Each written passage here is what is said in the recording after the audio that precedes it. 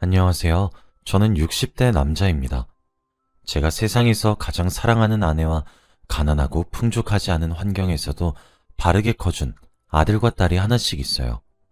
제 삶이 그리 녹록치 않았고 팍팍했었던 이유는 말년에 편하게 지내기 위함이었나 싶을 정도로 제게 엄청난 행운이 찾아왔습니다. 지금부터 그 이야기를 한번 해보도록 할게요. 저는 부모가 없는 천의 고아였습니다. 아니, 더 사실적으로 이야기를 하자면 부모가 버린 아이였어요. 제 어머니와 아버지께 결혼 전 제가 갑작스레 찾아왔고 이후 급하게 결혼을 하셨죠. 처음엔 다른 사람들의 집도 저희 집과 다를 바 없다고 생각했습니다. 짧은 기간 동안 어머니와 아버지는 전력을 다해 싸우셨고 이혼을 하셨어요. 이혼 사유는 고상한 말로 표현하자면 성격 차이였죠. 사실 어머니와 아버지는 처음부터 끝까지 다른 점들 뿐이었거든요. 저는 그래서 어렸을 때부터 울 수가 없었어요. 울면 안 되는 아이로 자라야 했죠. 제가 기억했던 어머니와 아버지는 아이의 우는 소리를 정말 싫어하셨던 것 같습니다. 어머니와 아버지가 언성을 높이시던 어느 날, 아버지의 손이 어머니를 향해 올라갔고 어머니도 목에 핏줄이 터져라 소리를 바락바락 지르고 계셨거든요. 모든 상황이 어렸던 저에게 너무 가혹할 만큼 큰 두려움을 주었죠. 으앙 하며 눈물을 흘렸습니다. 저는 제가 울면 어머니나 아버지가 항상 달래주셨기 때문에 저를 달래기 위해서라도 화해를 하시거나 싸움을 멈추시길 바라는 마음 하나로 말이죠. 그런데 제 눈물은 어머니와 아버지의 싸움을 부추기고 있더라고요. 제 울음소리를 시작으로 더 크게 싸우시기 시작했습니다. 옆집에서 주민신고로 경찰을 부를 때까지 집에선 와장창 하며 그릇들이 깨졌고 물건을 집어 던지셔서 화분도 깨졌고 정말 난장판이 따로 없었죠. 어머니와 아버지는 그때 깨달으셨던 것 같습니다. 서로가 서로에게 최악의 배우자란 사실을 말이죠. 그때쯤부터 어머니와 아버지가 큰 소리를 내시며 싸우는 순간이 많이 없었기 때문에 저는 화해를 하신 줄 알았어요. 지금 생각해보면 저를 누가 키우는지 서로에게 미루고 있었던 순간이었던 것 같네요. 어쨌든 어머니와 아버지는 서로에게 제 양육을 미루셨고 저는 그렇게 어머니와 아버지에게 버림을 받게 되었습니다. 하루는 난생 처음으로 어머니와 아버지 두 분 다 제게 웃어주시면서 맛있고 비싼 돈가스도 사주고 장난감도 사주셨어요. 그렇게 어딘지도 모르는 곳에 저를 잠시 떼어놓고 10분만 기다리라 말씀하신 뒤 저를 끝끝내 데리러 오지 않으셨죠. 그게 제가 알고 있는 부모님의 마지막 모습입니다. 자지러지듯 울고 있는 저는 경찰의 손에 이끌려 경찰서에서 며칠을 지내다가 가까운 고아원에 맡겨지게 되었어요. 8살도 채 되지 않은 어린아이가 받기엔 아주 커다란 상처였습니다. 마음에 묻을 다든 채 살게 될 수밖에 없었어요. 우린 원장님이라고 부르는 선생님이 계셨었는데 참 죄송할 짓 많이 했습니다. 하지만 사랑으로 정성으로 저를 끝까지 포기하지 않으셨어요. 사춘기를 겪으면서도 얼마나 많이 무너졌는지 몰라요. 차라리 죽고 싶다 생각할 정도로 절망적이라 생각했죠. 부모에게도 버림을 받은 제가 다른 그 누구에게 사랑을 받을 수 있겠나 싶어서 많이 엇나갔습니다. 그러던 어느 날 제가 법적으로 미성년자가 아닌 성년이 되자마자 고아원에서 나가야 했어요. 저처럼 부모에게 버림받거나 부모가 일찍 죽거나 사정상 부모가 양육할 수 없는 아이들은 무궁무진 넘쳐나고 있는 상황에 제가 고아원에서 차지하고 있는 자리가 눈치가 보이기도 하거든요. 고아원에서 퇴소를 하게 될 때 이불과 박스 하나를 줍니다. 그게 제 짐의 전부였죠. 당장 고아원을 나가게 되면 자유를 맛볼 것이라고 많이들 생각하시는데 사실 그렇게 나가게 되면 가장 먼저 느끼는 것은 비참함과 공허함이에요. 그리고 세상에 또 버려졌다는 생각만 들고 말이죠. 어찌되었든 고아원을 나오게 된 것은 나오게 된 것이라 돈을 벌어 생계를 유지해야 했습니다. 원장님의 추천으로 공사 현장에서 일을 할 수 있게 되었어요. 사실 나이가 너무 어리단 이유로 그쪽에서 거절했는데 딱 한 상황에 놓여있는 저를 불쌍히 여겨 열심히 하라는 조건으로 받아주셨습니다. 대신 남들의 임금보다 조금 적게 주신다고 하면서요. 공사 현장에서 일을 하게 되면서 처음으로 제가 쓸모있는 사람이 될 수도 있겠구나 하는 생각이 들더군요. 그 현장에서 만나게 된 다른 일꾼 형님들도 저를 귀여운 막내라며 귀여워하면서 삼겹살에 소주를 사주기도 하셨고 혼자 살 때 필요한 것을 말해주시기도 하면서 여러 방면으로 도움을 주셨습니다. 저도 점차 성격이 밝아지기 시작하더라고요.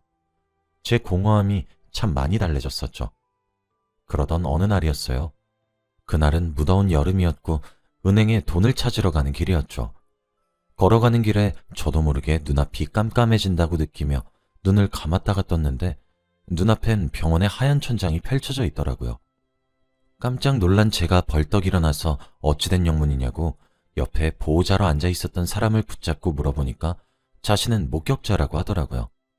그 사람의 말에 의하면 멀쩡히 은행으로 잘 걸어가고 있던 제가 갑자기 쓰러졌다고 해요. 그래서 목격자인 그 사람이 아무리 뺨을 치고 흔들어 깨워도 제가 일어나지 않았다고 합니다. 그런데 바로 그때 마침 근처에 있었던 어떤 여성분이 길에 쓰러져 있었던 저를 발견하고는 달려와서 119 구급차가 오기 전까지 이렇게 가만히 두다간 죽을 수도 있다고 말을 하면서 심폐소생술을 했다고 하더군요. 온 사력을 다해서 한 그 심폐소생술 때문에 저는 심장이 다시 뛸 수 있게 되었다고 했습니다. 그 여성분은 119가 올 때까지 심폐소생술을 이어나갔고 저는 그렇게 여성분의 발빠른 조치로 골든타임에 목숨을 구할 수 있게 된 거죠. 정말 운이 좋았던 겁니다. 병원에서는 급성 심근경색이라고, 즉 쉽게 말을 하자면 심장마비가 왔던 것이라고 하더라고요. 의사 선생님은 그때 그 여성분이 아니었더라면 저는 지금 살아있을 수 없을 거라고 운이 정말 좋았다고 말씀하셨어요. 심장마비가 와서 심장이 멈추게 되면 그때 살 수 있는 골든타임은 고작 4분이라고 말을 하면서요. 제가 꼭 구해주신 분께 감사 인사를 하시라고 말씀하시더군요. 제가 정말 저승의 문턱을 밟았다 돌아왔던 거였습니다. 보호자이자 목격자인 사람에게 그 사람의 행방을 알 수 있냐고 물었더니 그렇지 않아도 그 여성분이 연락처를 남기고 가셨다고 하시더라고요. 구급차가 오기까지 10분이 넘는 시간 동안 심폐소생술하느라 온몸이 땀으로 범벅이 되어 있었다고 했습니다. 그러면서 자신은 갈 길이 바빠 병원까지 따라가서 확인하고 싶지만 상황이 여의치 않다며 일어나시면 연락 주시라면서 목격자인 사람에게 종이에 연락처를 휘갈겨 쓴 채로 쥐어주고 갔더라고요. 생명의 은인을 만나게 된 것이었죠. 저는 병원에서 나와 그 사람에게 연락을 했고 우린 곧 만나기로 했어요. 제가 먼저 도착했고 찻집에서 그녀가 오기만을 목이 빠져라 기다렸습니다. 안녕하세요. 제 이름은 김길수라고 합니다. 제 목숨 살려주셨다고 들었어요. 제 생명의 은인이나 마찬가지신데 꼭 한번 찾아뵙고 얼굴 마주하고 감사하다 인사를 드리고 싶어서 이렇게 만나 뵙자고 연락드렸어요. 부담스러웠다면 죄송해요. 이건 제 목숨을 살려준 사례비로 턱없이 적은 돈이겠지만 그래도 꼭 받아주셨으면 좋겠습니다. 라고 말하며 준비한 돈 봉투를 그녀에게 내밀었어요. 그녀는 아니에요. 전 이런 거 받을 수 없어요. 제가 이런 사례금 바라고 나서서 도와드린 것도 아니고요. 이렇게 큰 돈 받을 정도로 대단한 일을 한 것도 아니에요. 정 마음 불편하시면 오늘 맛있는 식사 한 끼 사주시는 걸로 대신해 주시길 바래요. 정말 괜찮아요. 라고 말하며 화들짝 놀라서 손사래를 치며 거절을 하더라고요. 그런데 그 모습이 왠지 모르게 예뻐 보였어요. 함께 시간을 보내면서 알게 된 것은 그녀는 간호사였고 마침 출근하는 길에 갑자기 쓰러진 저를 보고 본능적으로 달려와 응급처치를 한 것이었고 자신은 간호사의 소명을 다한 것이라며 식사 대접을 받는 것도 부담스럽다 하시더군요. 그렇게 헤어진 후에도 그녀와 종종 연락을 주고받았고 만나서 밥을 함께 먹었으며 시간이 나면 산책까지 하는 사이가 되었어요. 저도 그녀가 예뻐 보였던 것처럼 그녀의 눈에도 제가 괜찮았던 사람이었나 보더군요. 하지만 자격지심이라고 해야 하나요? 그녀에 비해 제가 너무 보잘것없는 사람인 것 같았습니다. 그녀는 유복한 집에서 사랑을 받고 자란 딸이었고 저는 부모에게 버림을 받은 사람이었죠. 그녀는 그 시절에도 간호사라는 번듯한 직장을 가진 사람이었지만 저는 건설 현장에서 노가다나 뛰는 막노동 일꾼이었죠. 그녀는 만날 때마다 항상 예쁘고 단정한 옷을 입었어요. 저는 마치 가난을 뽐내듯 몇 가지 안 되는 옷들을 돌려 입었고 말이죠. 함께 있으면 사소한 행동부터 저와 급이 맞지 않은 차이가 나는 사람이란 것을 알았기에 저는 제 마음을 접으려 했습니다. 그런데 하루는 그녀가 제게 그러더라고요. 길수 씨는 제가 그렇게 마음에 안 드세요? 분명 길수 씨는 제게 호감이 있는 것처럼 보이긴 하는데 왜 아무런 말이 없는 거예요? 라고 당돌하게 물어오더라고요.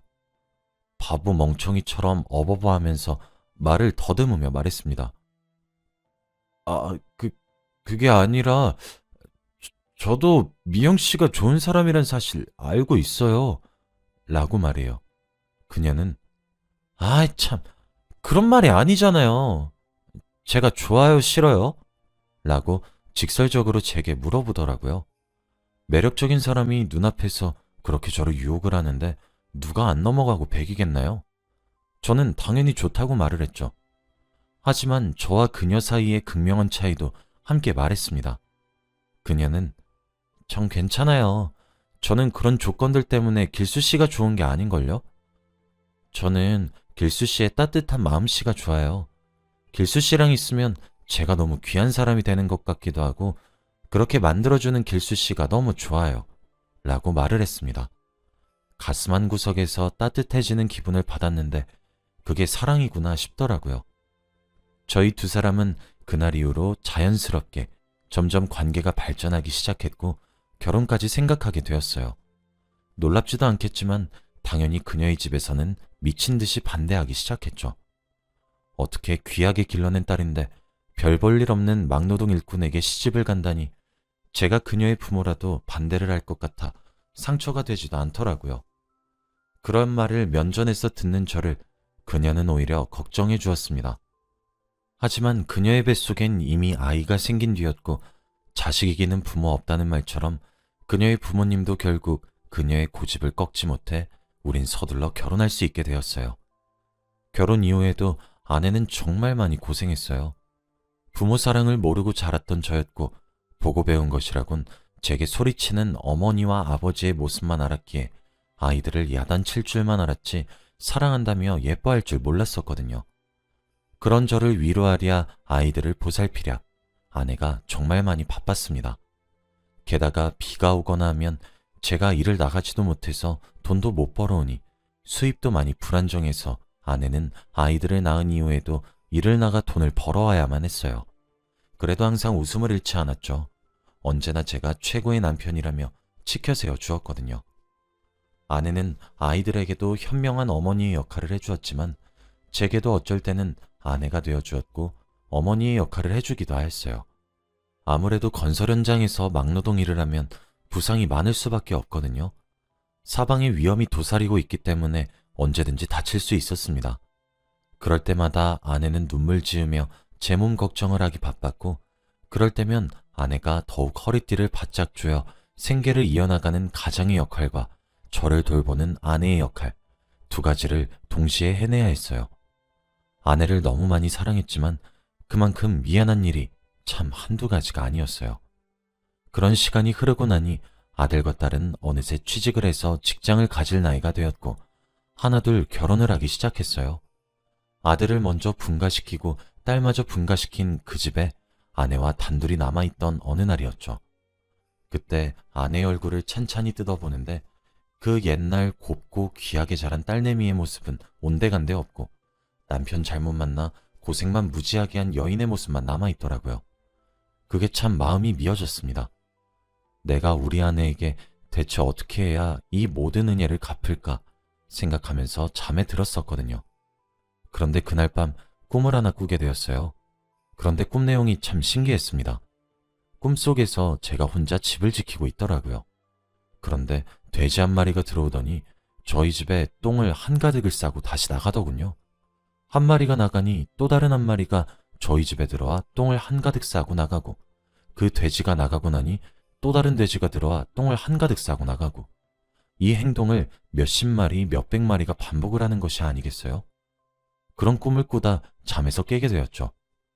사람이 본능적으로 느낀다 해야 하나?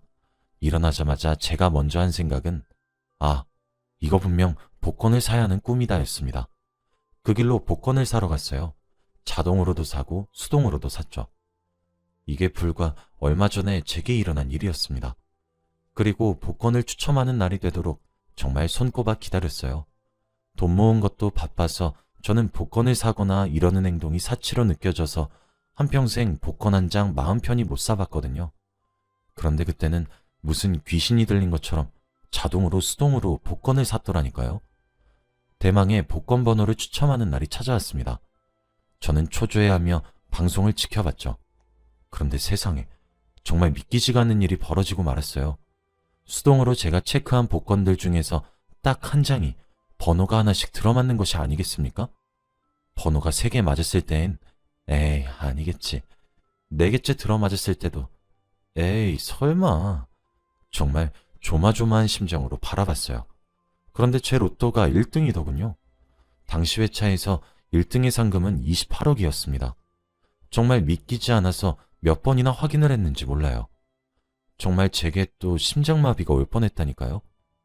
그 이후 당첨금을 수령받기 위해 서울로 올라가서 수령받았고 생전 만져보지도 못했던 금액이 통장에 찍힌 것을 보고 그제서야 실감했습니다. 저는 그 돈으로 가장 먼저 한 일이 아내를 데리고 백화점을 가는 거였어요. 이때까지 남편과 아이들을 챙기고 돌보느라 그 흔한 명품 가방 하나 없단 사실이 마음에 걸렸거든요. 돈이 많아졌는데도 그 정도의 금액을 지불하는데 카드를 내미는 제 손이 다 떨렸습니다.